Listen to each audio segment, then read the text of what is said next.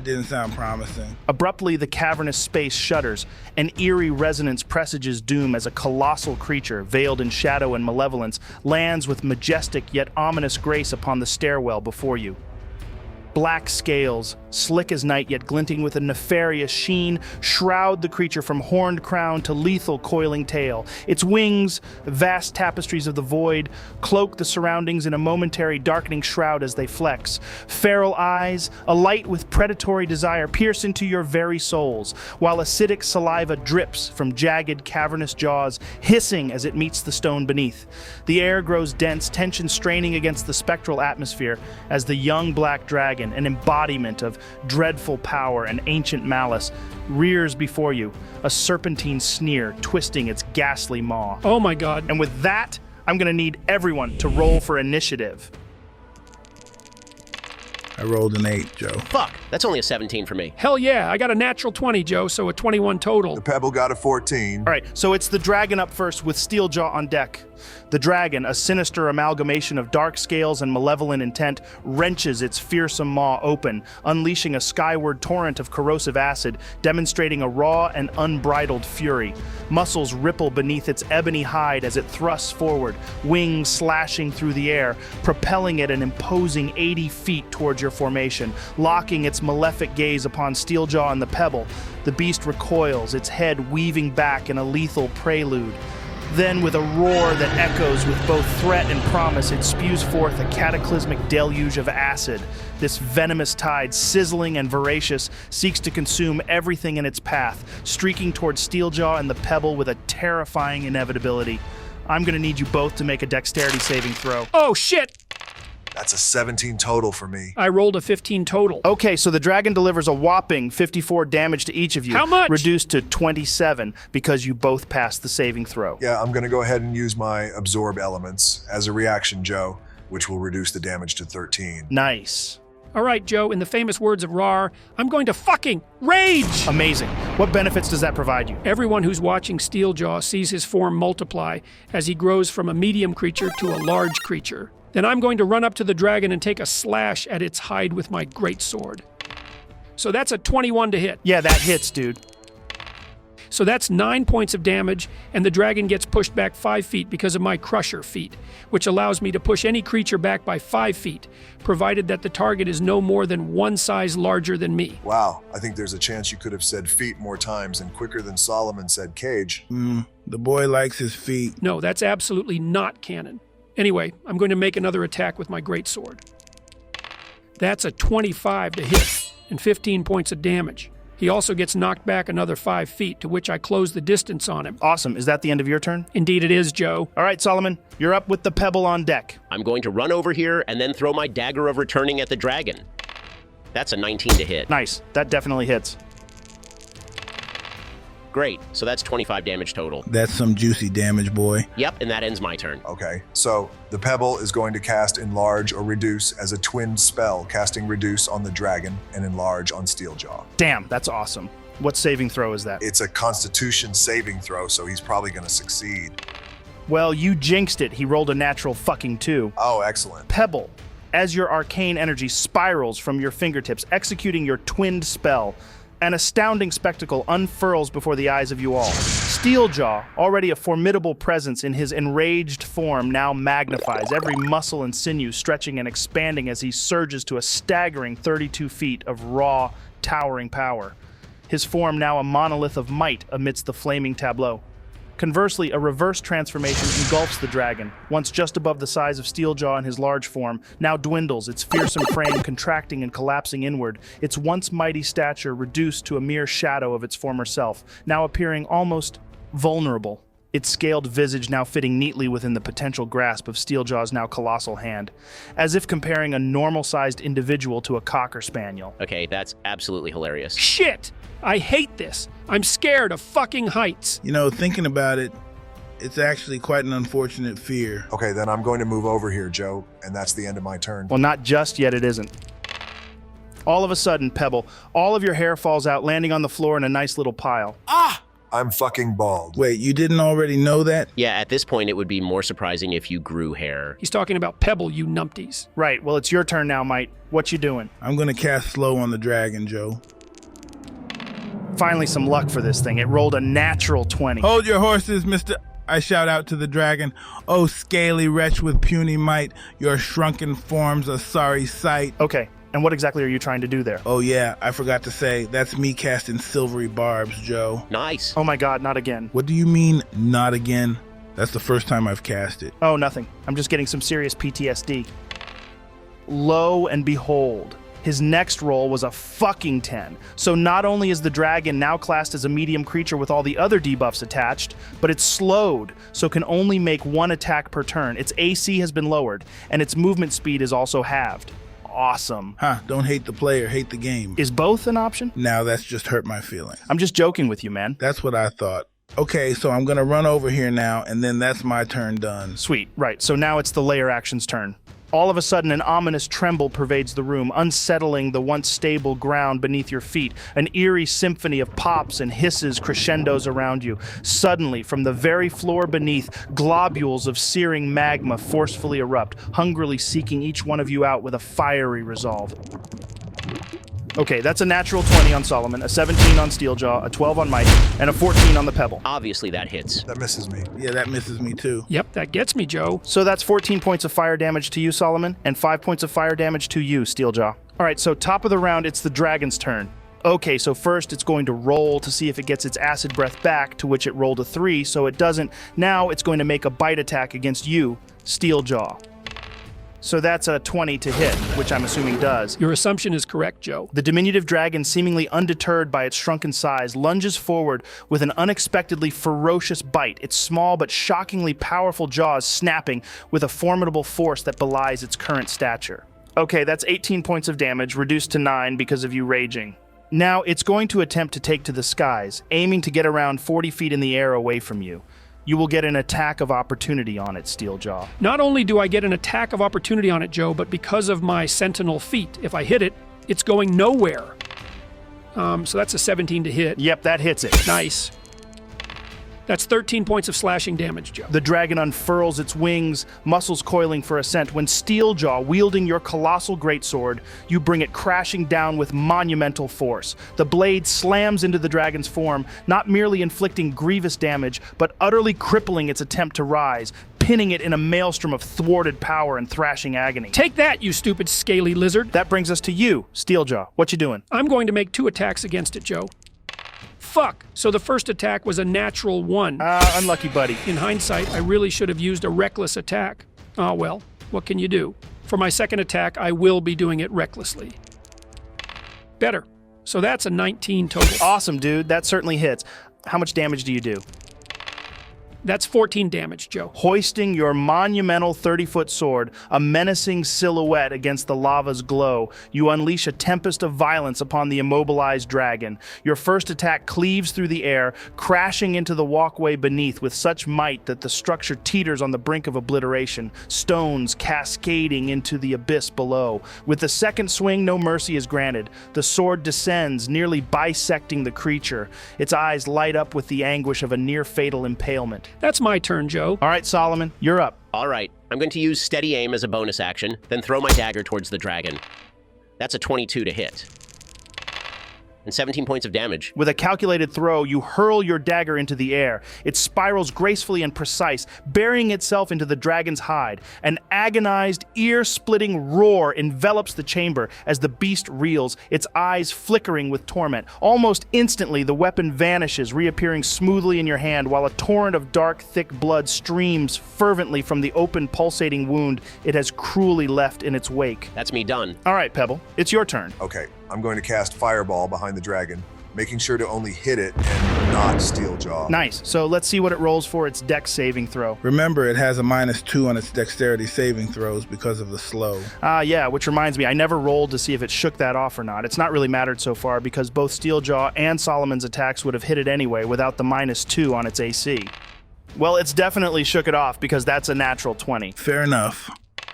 Damn, that's a 13 for its dexterity saving throw, so it takes full damage from the fireball. Well, that's 35 points of fire damage. Then I'm going to use my quicken spell to cast Firebolt at it as well. That's a 19 to hit and 7 points of fire damage. Nice. It's looking really fucked up, guys. Excellent. Okay, so you recover your lowest level expended spell slot and you grow by 1 inch. Awesome. All right, Mite, it's your turn. I'm gonna say to the dragon, was your mama just as ugly as you are? Or was it a particularly unfortunate birth defect on your end, and cast vicious mockery on it? Huh, how fitting. That's a natural 1 on its save. So that's 6 points of emotional damage to the dragon. Nice. So how do you want to do this? All right, Joe, I'm going to weave words so scathing, so utterly devastating that this beast simply gives up. My mockery will carve through its soul, forcing it into a pitiful curl of despair. It will, under the sheer affliction of my scorn, find no recourse but to wilt away, surrendering its spirit into the cold embrace of death. It ends not with a roar, but a whimper. Damn, so not only have you stripped it of its life, but also of any dignity it had left. Brutal. That's how I roll, Joe. All right, so with the dragon now defeated, at first all is quiet, but then almost imperceptibly you catch the faintest trace of scuttling, a distant murmur lost in the cavernous expanse. Yet, as seconds pass, that soft patter grows more pronounced, escalating from whispers to a restless rustle. It isn't long before those discrete sounds meld into a thunderous symphony of frenzied shrieks and skittering. The sinister, all too familiar tones of goblins punctuate the air, their cacophony reverberating through the chamber.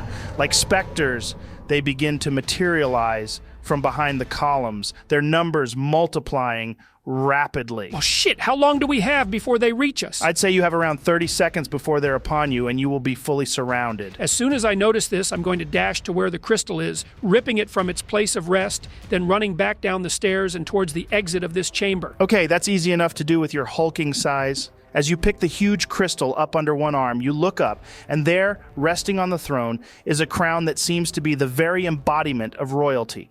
Crafted from the purest platinum, it gleams with a brilliance that's punctuated by a dazzling array of gems. Truly a crown fit for a king. Ah, to hell with it. Joe, I swiped that as well. Okay, with the crown in one hand and the crystal in the other, you dash back to the rest of your group. Quick, guys! We've got to get out of here! You don't need to tell me twice. I make a beeline towards the exit. Yeah, I'm getting the hell out of here. Pebble was already making his way towards the exit. Every heartbeat, every gasped breath is mirrored by the ceaseless cascade of goblins pouring from above. An unending torrent, their numbers continue to multiply by the second. A waterfall of gnashing teeth and gleaming weapons. Arrows slice past your ears, colliding with the stone wall as you are about to pass through the exit.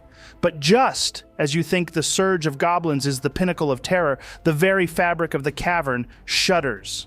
With an explosion of stone and a roar that chills your blood, a gigantic dragon bursts onto the scene, its hide a meld of haunting white and abyssal black as its terrifying form plunges into the unyielding flood of goblins. Shit! The sheer might and horror of this beast threatens to freeze you in place, its presence an embodiment of your gravest nightmares. Are we through the exit yet? Well, everyone else is aside from you, SteelJaw. Whilst your rage has faded, your still large size is just too big to get through the passage, as the enlarge spell, which lasts 1 minute, is still affecting you. Drop the fucking spell, Pebble. I think what you meant to say was, drop the fucking spell, Pebble, please. I will murder you from beyond the grave. Jeez, I'm only joking. Joe, I dropped the spell. I'd just like to point out, guys, that it turns out that little dragon's mama is actually uglier than it was. Relevance? It doesn't matter. Joe, we run back to the elevator as quickly as we can. Your feet pound the stone floors, a desperate rhythm against the backdrop of whizzing arrows that chip and ricochet off the walls. As you dart from one corridor to the next, the clamor of goblin feet fills the first hallway, growing nearer with each passing second. But it's the deep resonating rumble echoing behind you that truly sends a chill down your spine. There's no mistaking it. The malevolent force of the dragon is burrowing its way through, and it's gaining ground. Are we there yet? Yeah, you managed to get back to the elevator chamber with no real challenge, thanks to you all clearing all the spores out earlier. Okay, I whack the crystal onto its slot, then climb onto the elevator. Let's go, guys. Yeah, I climb on. Me too. Yeah, let's get going. Your feet scramble onto the elevator platform, and with the crystal now slotted into place, ethereal runes flare to life, pulsating with arcane energy. It channels a majority of this surging power towards a control panel that beckons the promise of escape. Yet as the magical patterns illuminate, the dread-filled rumble of the dragon becomes almost deafening, its approach a wave of terror. And if that isn't harrowing enough, the dark tide of goblins swarms through the tunnel, their frenzied pace closing the distance rapidly. I activate the control panel, Joe. Make an Arcana check. Okay, I inspire myself first. I need help to make this roll pass, else that dragon's gonna eat our ass. Okay, that's an 18 total, Joe. Mite, with a determined glint in your eyes, you press your paw decisively against the control panel. For a heart-stopping moment, nothing happens. Then the runes flare brilliantly, pulsating with vibrant, arcane energy. Cascades of mystical light shoot upwards, engulfing the elevator's massive frame. With a sonorous hum, the platform slowly begins its ascent. However, the triumphant moment is short-lived. The guttural war cries of the goblins are almost upon you, and your stomachs drop as you realize the elevator's pace won't be quick enough to outdistance the first wave of the horde, their shadowy figures almost close enough to touch. Joe, I raise my hand and point my finger towards the tunnel before shouting, "Fireball!" Pebble, you thrust your hand forward, sending a fireball roaring into the tunnel. The moment it collides, a cataclysmic explosion reverberates through the chamber. Enclosed within the confines of the tunnel, the inferno surges with nowhere to go but sideways. The fiery wave races towards you with such ferocity that you can almost hear the air itself scream in protest. As the blistering heat brushes past, any semblance of hair that might have once graced your head would now be but a charred memory. Nice work, man. Pebble's explosive defiance grants you a precious few moments of respite. The elevator ascends with increasing urgency, distancing itself from the imminent danger below. 100 feet, 200 feet, 300 feet. But then, the earth-shaking roar of the dragon, echoing with grief and rage, pierces through the abyss below. With a deafening crash, the beast shatters the stone floor beneath, releasing a mournful cry of anguish for its lost kin. In its raw fury, the dragon releases a violent maelstrom of both ice and acid up the shaft towards you. The caustic hiss of the acid eats away at the stone walls, while the frigid gusts of ice threaten to seep into your very bones. Your senses are assaulted by the contrasting sensations of biting cold and burning corrosion. Yet, amidst the chaos, the elevator's arcane power remains undeterred, its pace quickening even further. As you ascend, the harrowing sounds of the dragon's desperate attempts to pursue fade into the distance. Well, fuck! That was far too close for comfort. Why the hell did that dragon get so pissy with us anyway? Like, what the fuck did we do wrong? Oh, I don't know. Maybe the fact that we killed its baby. How can we be certain that it was actually its baby? Mite's always bringing the important questions to the table. Thank you, Soloman. I was being sarcastic. Your question was retarded. All right then. Ha! Pebble, you now have a beard made of feathers, and if you sneeze, they will all shoot out. Incredible. Ha! You look like a freak. Thanks for them kind words, Mite. I mean, I've seen a lot of freaks before, but damn, a bald, feather-bearded gnome? That's gotta be one of the freakiest things yet. Guys, let's stop making Pebble feel bad for how much of a freak he is. Right. The elevator's ascent feels endless. With each passing moment, the sensation of rising becomes more pronounced. Initially, the journey feels akin to a gentle drift, but as time wears on, it takes on an almost disorienting persistence. 2 minutes, 5 minutes, 10 minutes. The dark confines of the elevator shaft start to feel increasingly oppressive, the weight of the mountain bearing down on you. But just as a sliver of doubt begins to pierce your thoughts, a shift occurs. The steady hum of the elevator's magic grows louder, and then, with a sudden jolt, the platform drops slightly. Heavy mechanized doors grind open, revealing a tunnel that leads directly to an opening bathed in pristine white light. Stepping out, you are greeted with a breathtaking view. Below you, the landscape stretches out, a vast tapestry of valleys and lower peaks, dotted with forests and rivers, all dwarfed by your current elevation.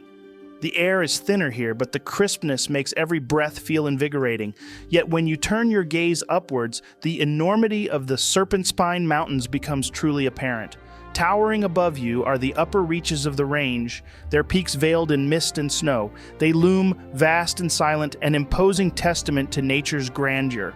The way up looks even more daunting than the journey you've undertaken so far. Jagged cliffs, treacherous ice formations, and what seem to be sheer vertical drops make it abundantly clear that the challenges ahead might dwarf those you've already faced.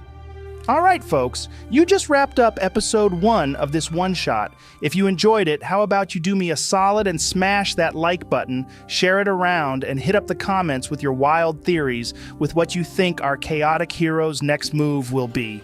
Time's ticking for them. If this is your first time tuning in, you can dive deep into our ongoing weekly series right here.